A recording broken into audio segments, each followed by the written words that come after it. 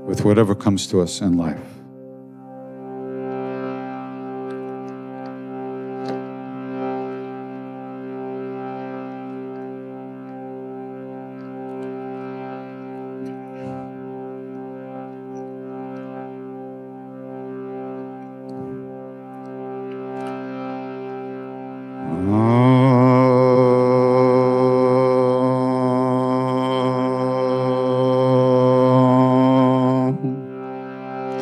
Shanti, Shanti, Shanti.